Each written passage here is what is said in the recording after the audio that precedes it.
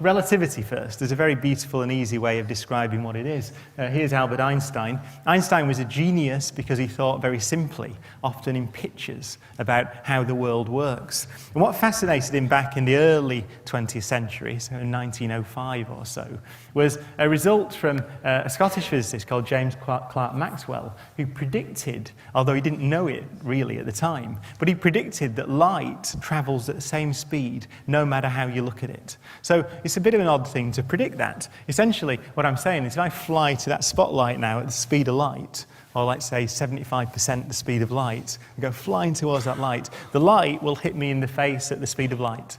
Not twice the speed of light, or 1.75 times the speed of light, but the speed of light. It's a very odd thing to predict. But that came out of the theoretical physics of the 19th century, from experiments on electricity and magnetism. Einstein was the first person to take that genuinely seriously and say, what does it imply? What happens if I say nature does work like that? So no matter how I move relative to you, we all agree on the speed of light. Well, he came up with a beautiful so-called thought experiment to work that out, and I can tell you that in about a minute, and it's the heart of relativity. He thought of this thing called a light clock. So imagine that I've got a very strange kind of clock, which is just two mirrors sat there like that. And my pendulum is light bouncing between the mirrors. So we can imagine 1 tick, 2 ticks, 1 second, 2 seconds, 3 seconds. It works as a very accurate clock. But remember that we've agreed that we all agree on what the speed of light is, no matter how anyone moves around. So what happens if I get this clock, literally on this stage, and I just walk along the stage? What do you see? Right? You see the clock ticking, but because I'm moving, you see something that looks more like that, because I started off over there and I walked over here, so the light, from your perspective, bounced along like that in a triangle. What does that imply? Well, if it's really true that we both agree on the speed of light, we both think it's the same, then you see my clock run slower than I do. Why? Because the light had to travel further to make 1 tick than it did when it was standing still. So that's a prediction. It's a very strange prediction. It says that moving clocks run slow. Time slows down when you move, from your perspective, watching me move along the stage.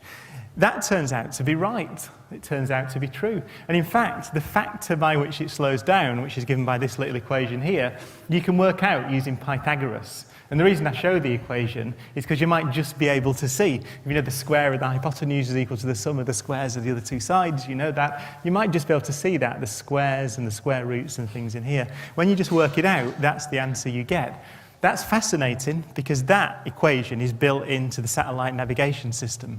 So when you get into your car and you set a satellite navigation and off you go, then the satellite navigation system works basically by measuring time differences between clocks on satellites and clocks on the ground. The satellites are moving relative to the ground and they're high up, so gravity is a bit weaker. Turns out that that means time passes at a different rate. How much? Well, Einstein predicted 100 years ago that it would shift by 36,000 nanoseconds per day. A nanosecond is 1,000 millionth of a second. That doesn't sound like very much, 36,000 nanoseconds. But light travels 30 centimeters in a nanosecond. So that means that the satellite navigation system would drift by 36,000 lots of 30 centimeters in its position measurement. It's about 10 kilometers. So the satellite navigation position would change by 10 kilometers a day if you didn't take account of that, which Einstein works out in 1905 by thinking about a light clock with two mirrors. Beautiful bit of physics, and it found its application a century later in satellite navigation.